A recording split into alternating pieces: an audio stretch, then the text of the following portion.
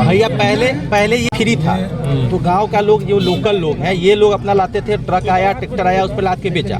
तो ये लोग जानबूझ के कि अब ये लोग पैसा उसका लेते थे जो भी थोड़ा बहुत जिसके जमीन में, इन लोग का उससे जमीन भी हरास है भैया, बहुत सारे लोगों का जमीन हरास है। तो अब इन लोगों के जमीन में से कटता था तो लोग पैसा लेता था, तो टेंडर हो गया, तो जिसके नाम पे टेंडर है वो रसीद काटेगा, उसी को पैसा मिलेगा। और यहाँ की जिस तरीके से घटना, एक 19-20 साल के जवान युवक की गोली मारकर हत्या कर दी जाती है। और ज़मीन जायदाद की बातें ना करूं, कहीं गलती से उनके ऊपर जांच हो गई ज़मीन जायदाद की, बहुत मुश्किल में फंसे। इन लोगों को ऐसी बातों से फर्क पड़ता है जिससे इनकी राजनीति चमके, 4 दिन खबरों में बने रहने के लिए ऐसी बातें बोलेंगे। मुख्यमंत्री जी के बस में भाई कुछ रहा नहीं है, सबसे कमजोर मुख्यमंत्री हैं आज की तारीख के, ये महज एक कठपुतली बनकर रह गए गठबंधन के हाथों में। भाई उनसे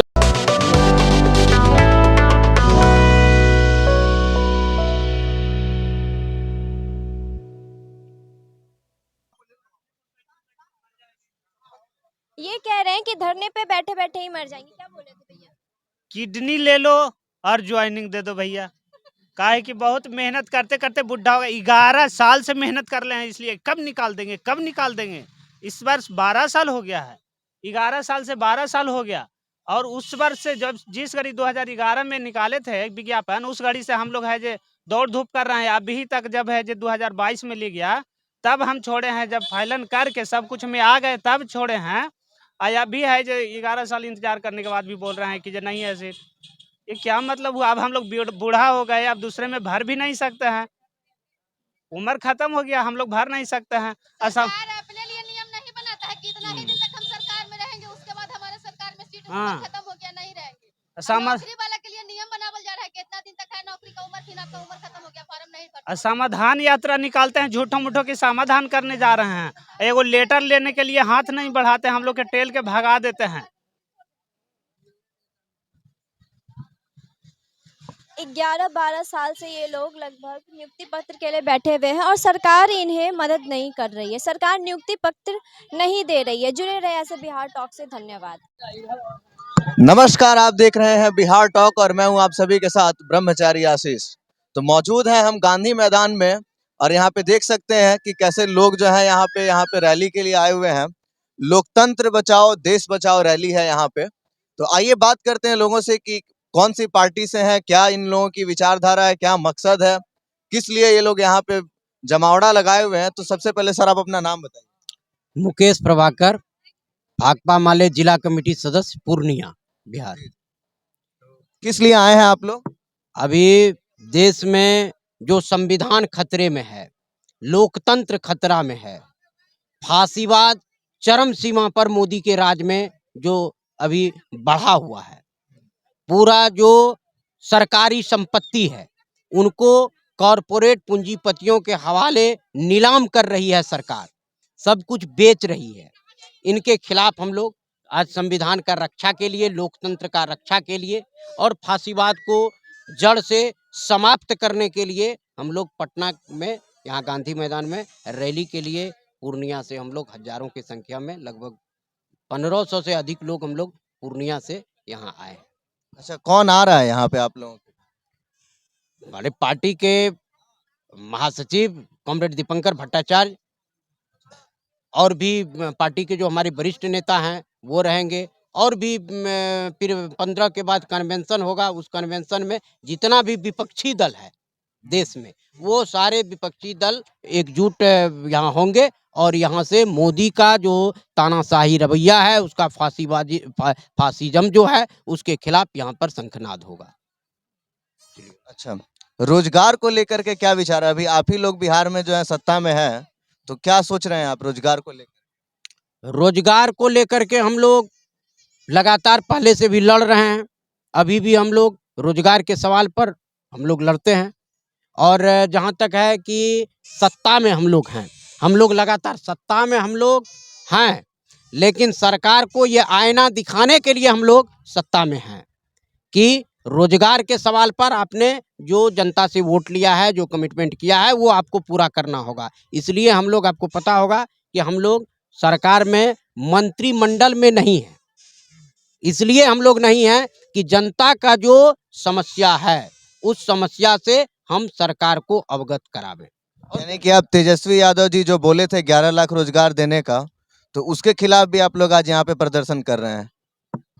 अभी तो तेजस्वी यादव जी जो रोजगार का बात किया है उस पर मतलब क्या कहता है, रोजगार के सवाल पर काम भी हो रहा है, और जहां काम नहीं हो रहा है उस पर तो हम लोग आवाज उठाते ही रहेंगे।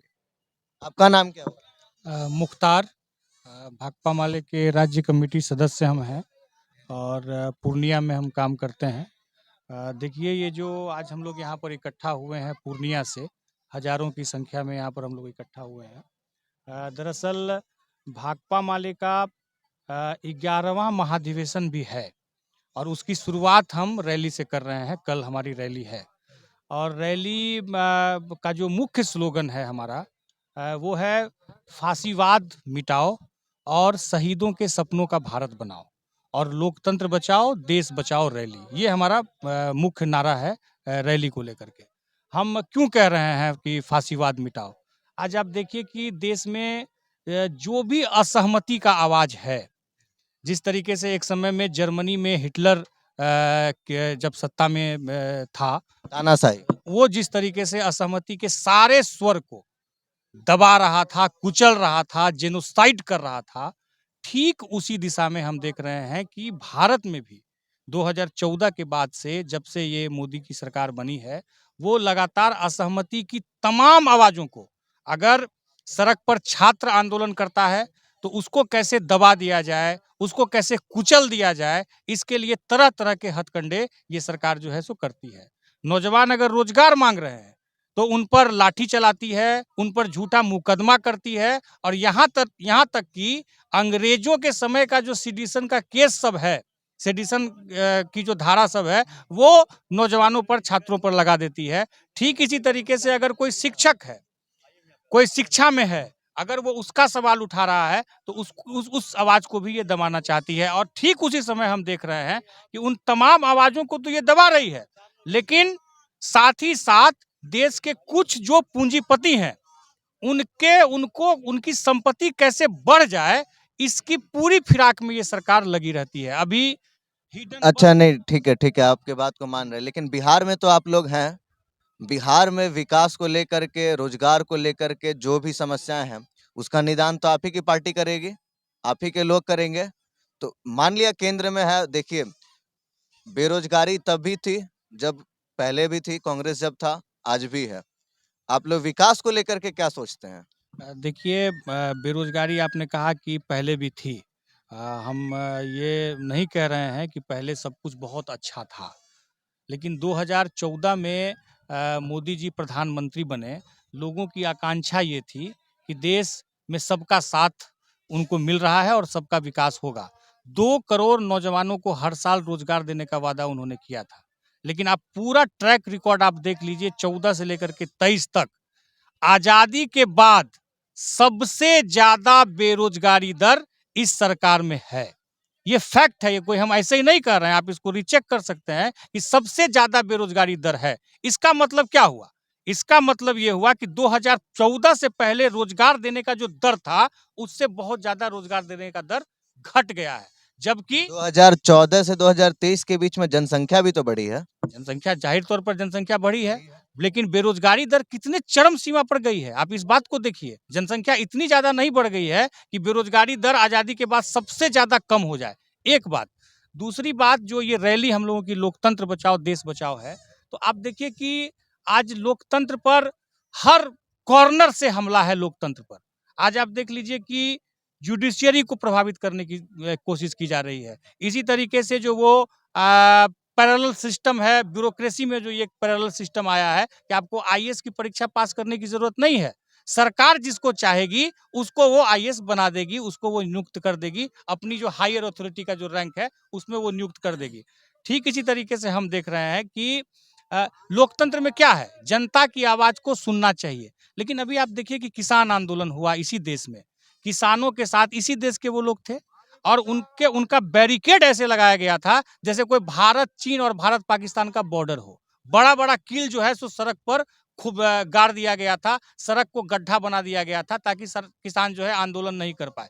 और जब आंदोलन लगातार चला, 11 महीने 12 महीने तक आंदोलन चला, 700 किसानों की शहादत हो गई। उसके बाद इस सरकार ने जो वादा किया कि हम एमएसपी देंगे, हम किसानों की और जो मांगे हैं उनको हम पूरा करेंगे, लेकिन आज देख रहे हैं कि वो कोई भी मांग इस सरकार ने पूरा नहीं किया। तो हम ये कहना चाह रहे हैं कि आज हमारा लोकतंत्र खतरे में है और साथ ही साथ हमारा देश भी खतरे में है। और फिर से कंपनी राज की तरफ हम जो हिडनबर्ग की बात आपसे कर रहे थे, जहां आपने रोक दिया, हिडनबर्ग की रिपोर्ट आई कि ये जो अडानी का पूरा जो शेयर है उसमें भारी गोरख धंधा है।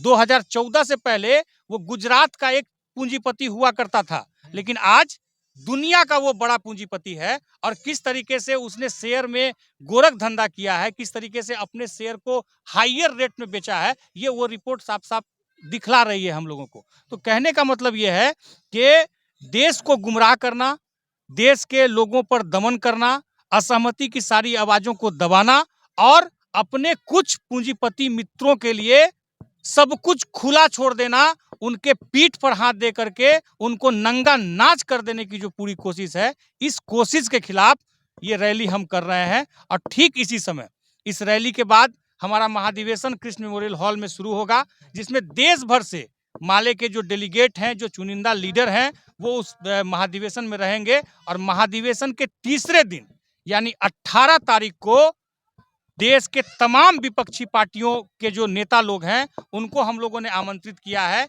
एक कन्वेंशन हम करेंगे और कन्वेंशन में हमारा जो मुख्य स्लोगन है कि आज संविधान हमारा थ्रेट में है, संविधान हमारा खतरे में है और संविधान को बचाना आज सबसे बड़ी जरूरत है, क्योंकि संविधान है तभी तो ये देश है। कितने दिन तक हैं आप लोग यहाँ पे? हम लोग यहाँ तो रैली कल है, तो रैली के बाद जो बहुत बड़ी संख्या जो रैली में आएगी वो तो घर लौट जाएगी। कुछ जो चुनिंदा लोग रहेंगे, जो लीडर लोग हैं वो रहेंगे और कृष्ण मेमोरियल में हमारा महाधिवेशन चलेगा। तो हम उम्मीद करते हैं कि पिछले किसी भी रैली से, जो रिपोर्ट हम लोगों के पास आ रही है कि पिछले किसी भी रैली से बड़ी रैली इस बार गांधी मैदान में होने जा रही है माले की। और इसमें हमारे पार्टी के महासचिव दीपंकर जी, हमारे पार्टी के पोलित ब्यूरो सदस्य स्वदेश भट्टाचार्य जी, धीरेन जी, पार्टी के हमारे बिहार के राज्य सचिव कुणाल जी और बिहार के देश के तमाम नेता इसमें शिरकत कर रहे हैं। और यहाँ से हम शंखनाद करेंगे, हम शुरुआत करेंगे कि ये जो मोदी की तानाशाही है इसको देश अब बर्दाश्त किसी भी कीमत पर नहीं करेगा और 2024 में हर हाल में इसको देश उखाड़ करके फेंक देगा। इस संकल्प के साथ इस रैली को हम कर रहे हैं। आपने बिहार पर सवाल पूछा, बिहार पर सरकार में हम शामिल हैं, हम मंत्रिमंडल में नहीं गए, हम माले के लोग हैं और माले का सबसे पहले माले की लाइन है कि जनता का स्वार्थ ही पार्टी का स्वार्थ है। तो हम सरकार में मलाई खाने के लिए नहीं गए हैं, हम सरकार में गए हैं कि सरकार और जनता के बीच हम पुल का काम करें। और इसलिए आप लोग देखते होंगे कि अगर बिहार सरकार भी, अभी देख लीजिए कि जगह जगह गरीबों पर बुलडोजर चल रहा था, सरकार तो बदल गई लेकिन जो ब्यूरोक्रेसी है, उसकी जो भाजपाई मानसिकता है वो नहीं हटी और हर जगह हम लोगों ने देखा कि गरीबों पर बुलडोजर चला। मानसिकता नहीं हटी, बात ठीक है आपका, लेकिन ऐसा तो है नहीं कि आप लोग सरकार में नहीं है, सब कुछ आप ही के साथ है, ब्यूरोक्रेसी भी आपकी बात मानेगी। इसीलिए तो हम कह रहे हैं कि जब पूरे बिहार के हर जिले में गरीब बस्तियों पर बुलडोजर चला, ठंड के मौसम में उनको जाकर के उजारा जा रहा था, तो सरकार में शामिल होने का उद्देश्य ये है कि भाजपा आज बड़ा खतरा है, तो उस बड़े खतरे से लड़ने के लिए तमाम विपक्षी पार्टियों को एक होना होगा। इस वजह से हम महागठबंधन में हैं, लेकिन इसका मतलब ये नहीं है कि महागठबंधन के द्वारा या मान लीजिए जो लोग सरकार में हैं उनके द्वारा गरीबों पर, जनता पर कोई जुल्म ढाया जाएगा तो उसको माले किसी भी कीमत पर बर्दाश्त करेगा। इसलिए हम लोग उस समय भी सड़कों पर थे, आप देखिएगा सड़कों पर भी थे। और हमारे जो विधायक हैं, माले के 12 विधायक हैं बिहार में, और विधानसभा के भीतर भी हम लोगों ने उसका प्रतिकार किया, मजबूत प्रतिकार किया कि गरीबों पर जुल्म किसी भी कीमत पर माले बर्दाश्त नहीं करेगा। तो सुना आपने किस तरीके से ये लोग जो है वो भाजपा को घेरते नजर आ रहे हैं कि लोकतंत्र हमारा किस प्रकार खतरे में है। बिहार को लेकर के इन्होंने कहा कि बेशक हम सरकार में साथ हैं, लेकिन कभी भी लोगों का कोई भी मुद्दा होता है तो हम लोग हमेशा सड़क पर उतरते हैं और उतरते रहेंगे। बने रहिए हमारे साथ, देखते रहिए आगे सभी खबर। देखते रहिए बिहार टॉक। नमस्कार, मैं ऋषिका प्रिया और आप बिहार टॉक देख रहे हैं। लगातार उपेंद्र कुशवाहा किसी न किसी विवाद से घिरे हुए नजर आ रहे हैं। वहीं आज जदयू के प्रेस कॉन्फ्रेंस में शीला मंडल परिवहन मंत्री ने कहा कि उपेंद्र कुशवाहा सभी पार्टी पे हमलावर बोल रहे हैं। 2025 में नीतीश नहीं, जनता तय करेगी उनकी नेतृत्व। आगे वीडियो में देखें कि आखिर उन्होंने क्या कुछ कहा। अलग उन्होंने बैनर तले वो कह सकते हैं कि कार्यक्रम किया, उसके बावजूद पार्टी चुपचाप बैठी हुई। चुपचाप कैसे बैठे? राष्ट्रीय अध्यक्ष जी, प्रदेश अध्यक्ष जी तो बोल ही रहे हैं। ये पार्टी के लिए कितना बड़ा सेटबैक देखते हैं, क्योंकि उपेंद्र कुशवाहा ने बात पता ही है ना, प्रदेश अध्यक्ष जी ने भी बयान दिया, राष्ट्रीय अध्यक्ष जी बोल ही रहे हैं।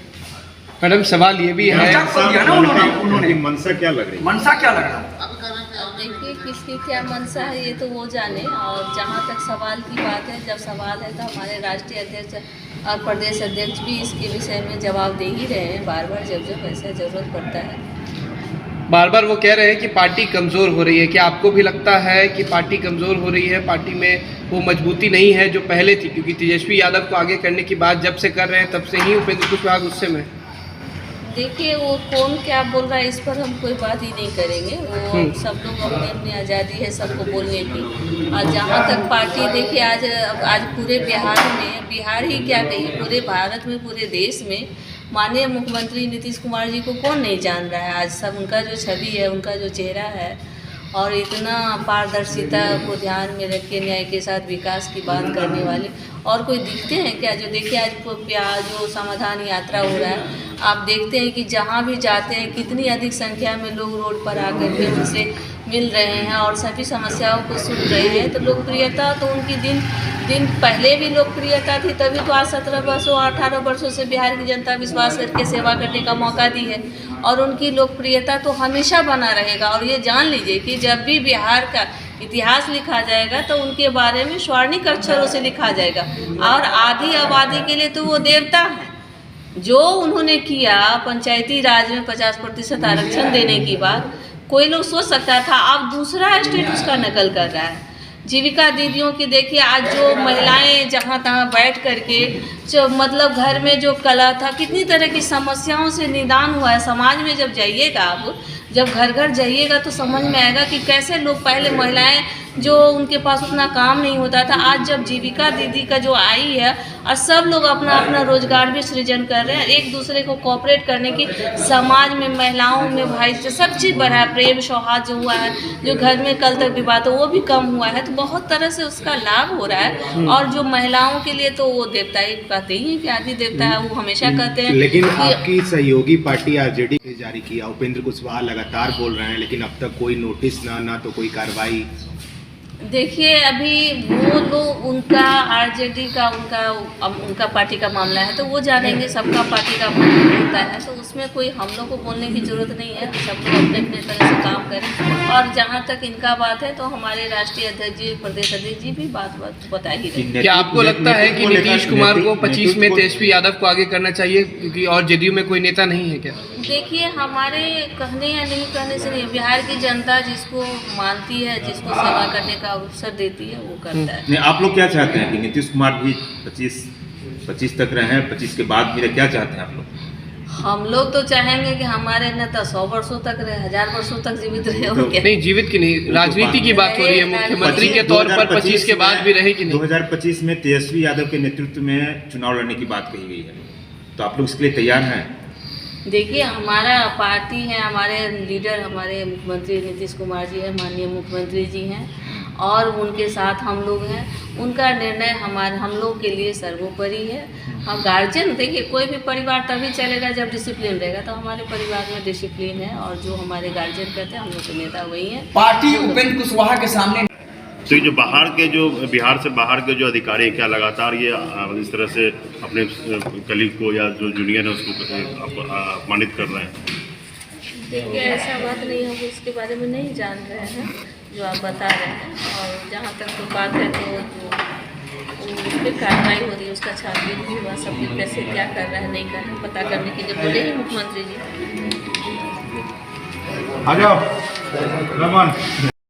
नमस्कार, आप देख रहे हैं बिहार टॉक और मैं हूं आप सभी के साथ ब्रह्मचारी आशीष। गांधी मैदान में हम आपको रूबरू करवाते हैं एक ऐसे व्यक्तित्व से जो भोजपुरी गानों को लेकर के कुछ अपने विचार रखना चाहेंगे और भोजपुरी में हमें कुछ कुछ सुनाएंगे भी। आइए सीधा उनसे ही पूछते हैं कि वो किस प्रकार के गाने गाते हैं और किस तरीके से वो लोगों को मनोरंजन करते हैं, लोगों को प्रोत्साहित करते हैं। तो सबसे पहले सर आप अपना नाम बताइए। नाम गौतम गुलजार है। तो गौतम गुलजार जी यहाँ पे हैं, आप कहाँ से आए हैं? कैमूर बिहार से सर। तो ये कैमूर जिले से आए हैं। अच्छा, आप गीत बहुत अच्छा गाते हैं, क्योंकि हम खुद आपको सुने हैं। आप कुछ अपने गीत जो है वो प्रस्तुत कीजिए ना। जी सर। सबसे पहले जितने भी आपके चैनल से बिहार तलक को देखने वाले सबको नमस्ते है, प्रणाम है। और हमने बेरोजगारी के ऊपर एक गीत गाया था और उस गाने को लोग पसंद कर रहे हैं, तो वही हम गाना चाहेंगे। MBA पास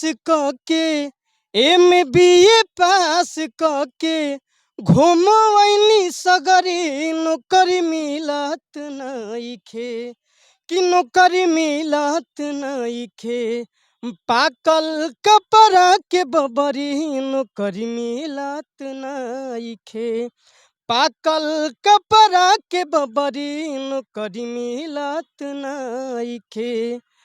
अरे ऊपर से नीचे सगरों घूस के जमाना बा हाकिम सरकार मिल के लूटत सब खजाना बा ऊपर से नीचे सगरों घूस के जमाना बा हाकिम सरकार मिल के लूटत सब खजाना बा मन करे फूक दीही डिबरी से डिग्री नौकरी मिलत नइखे कि नौकरी मिलत नइखे पाकल कपड़ा के बबरी नौकरी मिलत नइखे पाकल कपड़ा के बबरी नौकरी मिलत नइखे। क्या बात है, क्या बात है, तालियां तालियां। तो आपने देखा किस तरीके से इन्होंने, देखिए सरकार कोई भी हो, चाहे वो भाजपा हो, चाहे वो जदयू हो, चाहे वो आरजेडी हो, कोई 2 करोड़ रोजगार की बात करता है, कोई 10 लाख रोजगार की बात करता है, लेकिन रोजगार देता कोई नहीं है। तो उसको लेकर के कितना जबरदस्त गाना इन्होंने हमारे बीच प्रस्तुत किया। मैं चाहूंगा कि आप इसके अलावा महंगाई पर भी अगर कुछ हो, या फिर कोई और राजनीतिक मुद्दा हो, या फिर डिवोशनल सॉन्ग हो कुछ माँ भगवती वगैरह का, तो आप जरूर प्रस्तुत कीजिए। जी सर। सबसे जीवन में सबसे बड़ी माँ होती है। हम तो माँ को मानते हैं। माई जेकरा पीछे रहेले ओकर कबो पीठी धूर ना लागेला, तो माई खातिर एगो वंदना बाटे। कि माई हो माई कैसे, अरे कि माई हो माई कैसे भुलाई माई दूधवा के कर्जा कैसे चुकाई माई दूधवा के कर्जा कैसे चुकाई माई। अरे कि माई हो माई कैसे कि माई हो माई कैसे भुलाई माई दूधवा के कर्जा कैसे चुकाई माई कि दूधवा के कर्जा कैसे चुकाई माई। कि मल मल के धोलू माई गढ़तर लेवानिया गढ़तर लेवानिया तुहरे चरण में बाटे हमनी के दुनिया तुहरे चरण में बाटे हमनी के दुनिया। कि माई हो माई कैसे भुलाई माई दूधवा के कर्जा कैसे चुकाई माई दूधवा के कर्जा कैसे चुकाई माई। क्या बात है, क्या बात है। माँ तो माँ होती है और बिल्कुल साफ साफ दिख रहा है कि कितना इन्होंने कला को अपने भीतर पिरोया है। रग रग में किस तरीके से इन्होंने रियाज करके उसको जो है सजोया है अपने भीतर। तो अच्छा, भोजपुरी गाने जो हैं वो अक्सर अश्लीलता के लिए जाने जाते रहे हैं, चूंकि ऐसा मतलब रहा है बिहार का कुछ ऐसा कि लोग यहाँ पे वही सुनना ज़्यादा पसंद कर रहे हैं। उसको लेकर के आप क्या कुछ कहना चाहेंगे हमारे दर्शकों को? देखिए सर, बढ़िया गाना रहता है तो इस गाने जैसे हम माँ के ऊपर गाना गाए तो ये समाज के लिए एक मैसेज है। तो बढ़िया गाना भी चलता है सर, हम यूट्यूब पे हम भी देखते हैं कि बढ़िया गाना चलता है। अब बढ़िया गाना सर हम खराब अगर गाना रहता है तो हम घर में बजाते-बजाते जाते हैं, घर के बाहर से फिर बंद कर लेते हैं। क्योंकि सब लोग सुनते हैं लेकिन अकेला-अकेला सुनते हैं।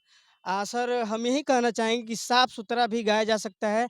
अश्लील है तो हमारे बाहर यहाँ से बाहर अगर आप जाइएगा तो सर इसके लिए लोग बहुत बेकार-बेकार बातें बोलते हैं कि भोजपुरी ऐसी है, वैसी है।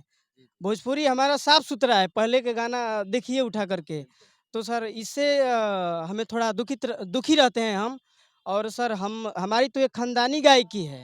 जैसे कि पापा भी गाते हैं, हम भी गाए, बड़े पापा भी गाए। तो हम सर ये देख रहे थे कि नहीं, अगर हम खराब नहीं गाएँगे तो आगे नहीं जा पाएँगे। हम छोड़ दिए थे, लेकिन एक दिन चितरंजन भैया हमें बुलाए और ऐसे ही बढ़िया-बढ़िया गाना गवाए और आप लोगों का प्यार दुलार मिल रहा है।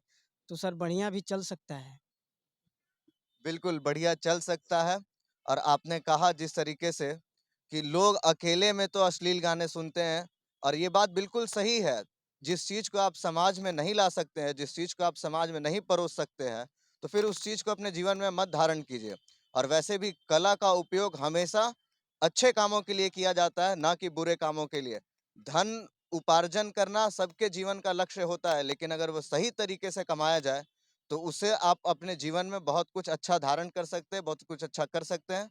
बहुत-बहुत धन्यवाद गुलजार जी आपका हमारे साथ जुड़ने के लिए। देखते रहिए बिहार टॉक। जुड़े रहे बिहार टॉक से। धन्यवाद। जय हिंद, जय भारत।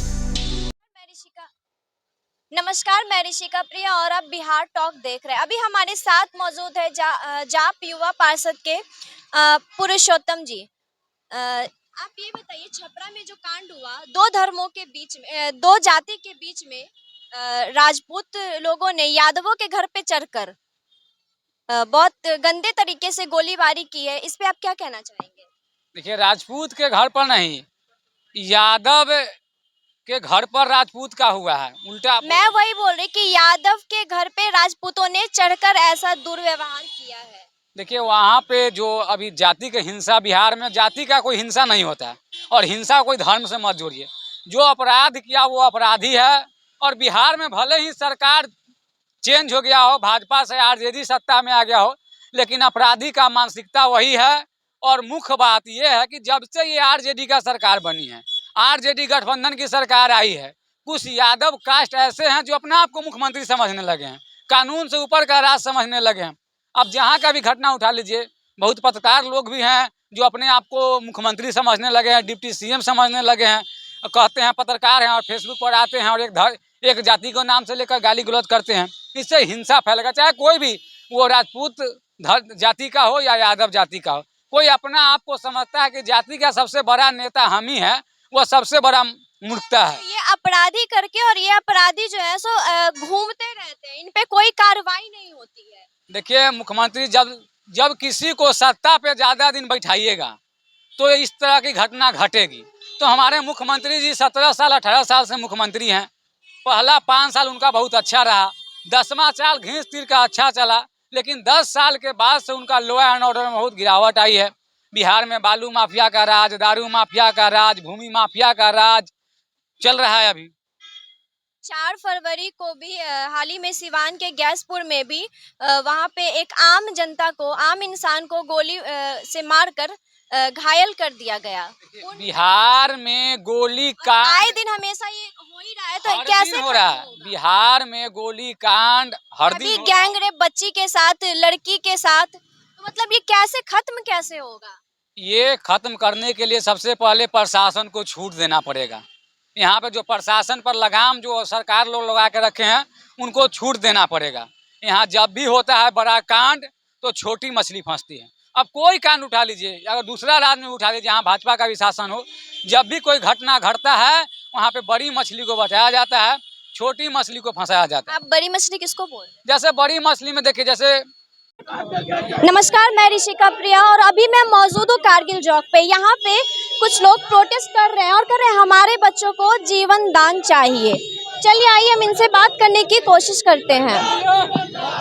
आप यहाँ पे आज बैठी हुई है क्यों? दोनों बच्चे के लिए क्या चाहती है सरकार से बच्चों के लिए? दवा मांगते हैं सरकार से बच्चे के लिए। मैम, इन लोगों को स्पाइनल मस्कुलर एट्रोफी है, एक SMA नाम की बीमारी होती है जो बहुत ही रेयर डिजीज है। आपने पिछले साल अयांश का केस सुना होगा, जो 16 करोड़ का इंजेक्शन की मांग कर रही थी, जिसका क्राउड फंडिंग नहीं होने के कारण बच्चा अभी भी बहुत ऐसी दयनीय स्थिति में। ये दोनों को भी वही बीमारी है, स्पाइनल मस्कुलर एट्रोफी टाइप 2।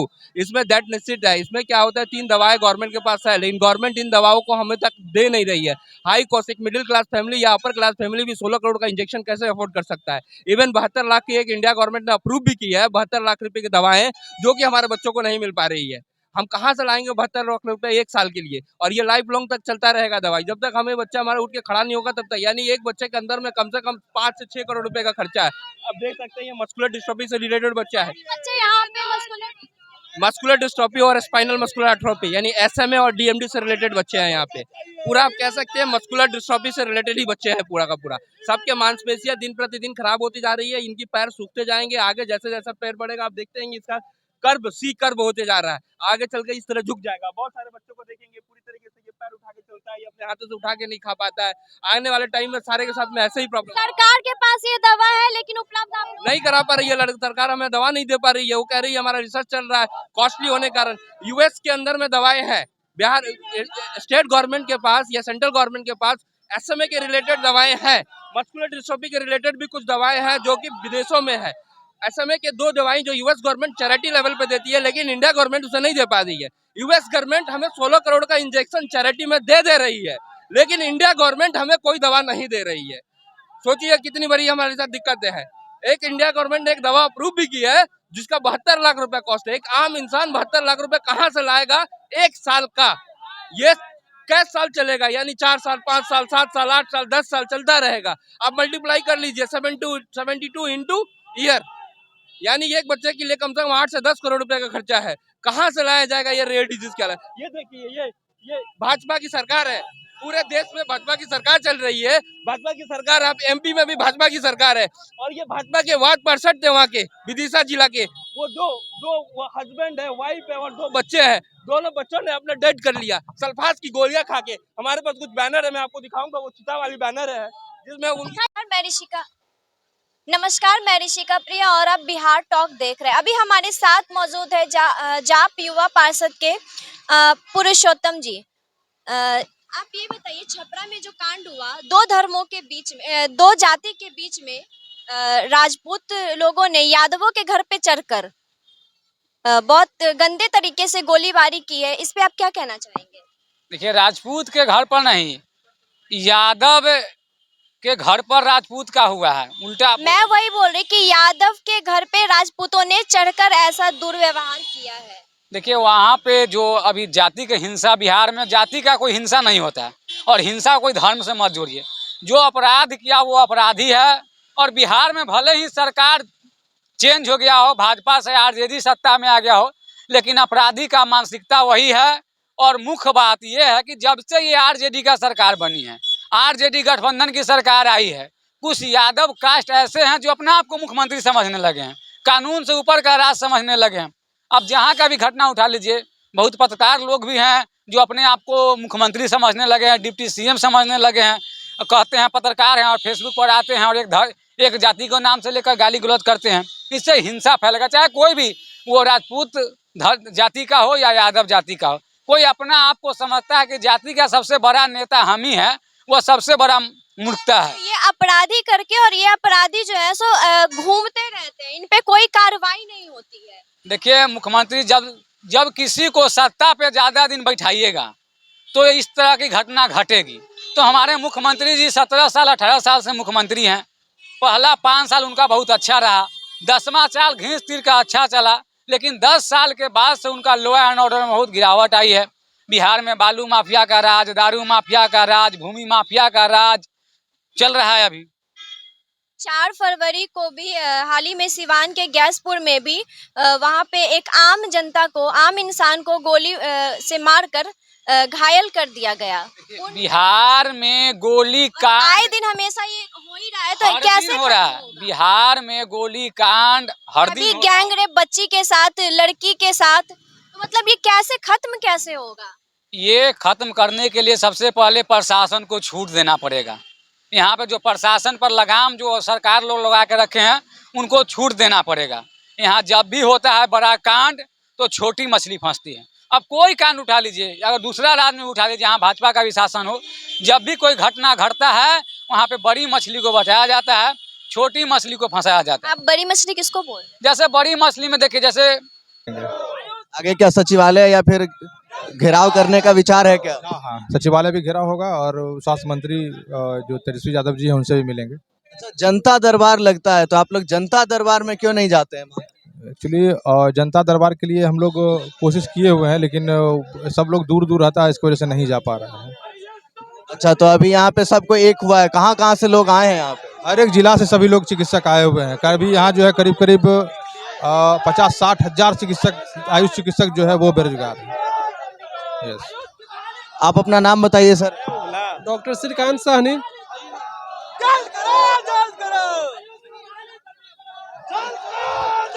क्या क्या समस्या है? समस्या कि बीटीएससी का लंबित बहाली अभी तक सरकार पूरा नहीं कर रही है। मामला कोर्ट में है, एलपीए में चला गया है। तो हम लोग से अनुरोध है, जितने जो आयुष चिकित्सक आए हैं उनसे अनुरोध है, कर रहे हैं सरकार से कि जितनी लंबित बहाली है जल्द से जल्द पूरा करें। इसीलिए हम लोग आए हुए हैं। आप कहाँ से आए हैं? मुजफ्फरपुर। मुजफ्फरपुर से आए हुए हैं। और कब तक चलने वाला है ये धरना? आज तक। आज एक दिवसीय है। दिवसीय है। मान लीजिए मांग पूरी नहीं हुई तो क्या करेंगे? फिर दोबारा इससे ज्यादा लोगों के साथ, डॉक्टरों के साथ इससे ज्यादा धरना प्रदर्शन और फिर से करेंगे। और बताइए, और आप लोगों की जो तेजस्वी प्रसाद यादव हमेशा कहते हैं कि वो 10 लाख रोजगार देंगे पहले कैबिनेट मीटिंग में, क्या लगता है आपको? क्या बोलना चाहेंगे? क्या संकेत? ऐसा तो हम लोगों को कुछ नहीं लग रहा है। करना रहता तो अब तक वो कर चुके होते हैं, लेकिन ऐसा कुछ नहीं हम लोग को दिख रहा है। इतना है कि आयुष डॉक्टरों के साथ सौतेला व्यवहार किया जा रहा है। तेजस्वी यादव जब गवर्नमेंट में नहीं थे, वो स्वास्थ्य मंत्री नहीं थे, तो कहते थे कि मेरी गवर्नमेंट जब आएगी तो मैं इतने आयुष चिकित्सकों को रोजगार दूंगा। हमारी काउंसलिंग हो चुकी है, मतलब वो अभी तक पूरा नहीं किया गया है। ये सौतेला व्यवहार है। स्वास्थ्य मंत्री से हमारा निवेदन है कि आयुष चिकित्सकों के साथ सौतेला व्यवहार न करके अपने साथ मतलब अच्छा डिसीजन दे। कहाँ से आए हैं? पातेपुर से। पातेपुर, वैशाली से आए हैं। जी जी। नमस्कार, आप देख रहे हैं बिहार टॉक और मैं हूं आप सभी के साथ ब्रह्मचारी आशीष। आज 14 फरवरी है, तो जहां दुनिया आज वैलेंटाइंस डे मना रही है, तो वहीं आज देश ब्लैक डे मना रहा है। आज से 4 साल पहले 14 फरवरी 2019 को हुए पुलवामा हमले के शहीद हुए सैनिकों को आज देश श्रद्धांजलि दे रहा है।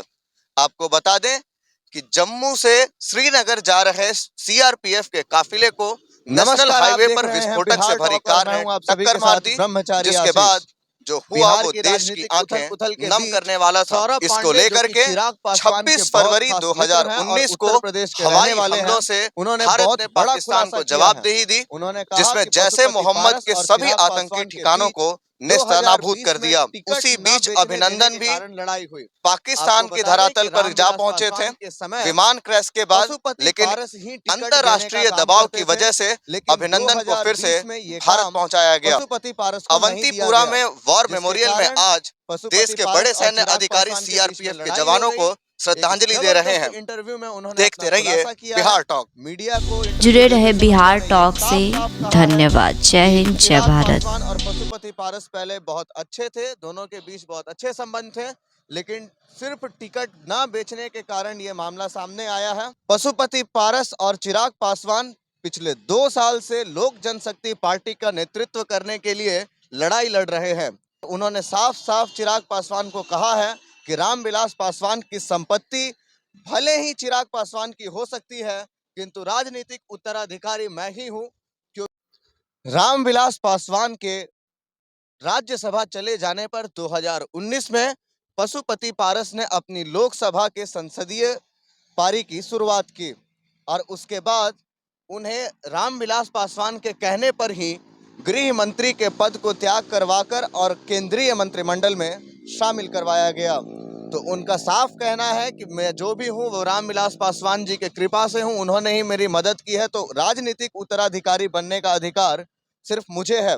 वो ये कह रहे थे कि वो बिहार में ही अच्छे थे, उनको अगर ऐसा है तो फिर केंद्र में भेजने की क्या जरूरत थी। इसीलिए उन्होंने साफ साफ जाहिर किया कि रामविलास पासवान के वो कितने करीब थे। और अभी भी जो है पशुपति पारस रामविलास पासवान की लोकसभा सीट पे ही नेतृत्व कर रहे हैं। देखते रहिए बिहार टॉक।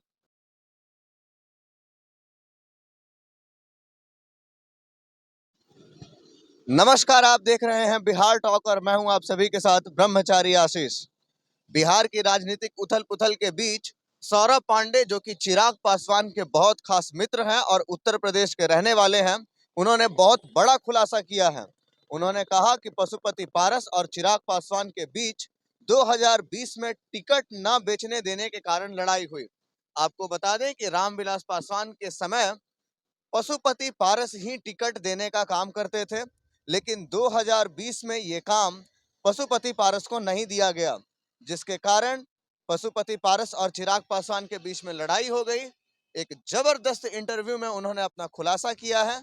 मीडिया को इंटरव्यू देते समय उन्होंने ये साफ साफ कहा है कि चिराग पासवान और पशुपति पारस पहले बहुत अच्छे थे, दोनों के बीच बहुत अच्छे संबंध थे, लेकिन सिर्फ टिकट ना बेचने के कारण ये मामला सामने आया है। पशुपति पारस और चिराग पासवान पिछले 2 साल से लोक जनशक्ति पार्टी का नेतृत्व करने के लिए लड़ाई लड़ रहे हैं।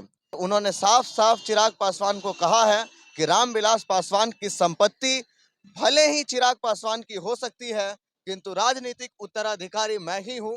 क्यों रामविलास पासवान के राज्यसभा चले जाने पर 2019 में पशुपति पारस ने अपनी लोकसभा के संसदीय पारी की शुरुआत की और उसके बाद उन्हें रामविलास पासवान के कहने पर ही गृह मंत्री के पद को त्याग करवाकर और केंद्रीय मंत्रिमंडल में शामिल करवाया गया। तो उनका साफ कहना है कि मैं जो भी हूं वो रामविलास पासवान जी के कृपा से हूं, उन्होंने ही मेरी मदद की है, तो राजनीतिक उत्तराधिकारी बनने का अधिकार सिर्फ मुझे है। वो ये कह रहे थे कि वो बिहार में ही अच्छे थे, उनको अगर ऐसा है तो फिर केंद्र में भेजने की क्या जरूरत थी। इसीलिए उन्होंने साफ साफ जाहिर किया कि रामविलास पासवान के वो कितने करीब थे। और अभी भी जो है पशुपति पारस रामविलास पासवान की लोकसभा सीट पे ही नेतृत्व कर रहे हैं। देखते रहिए बिहार टॉक।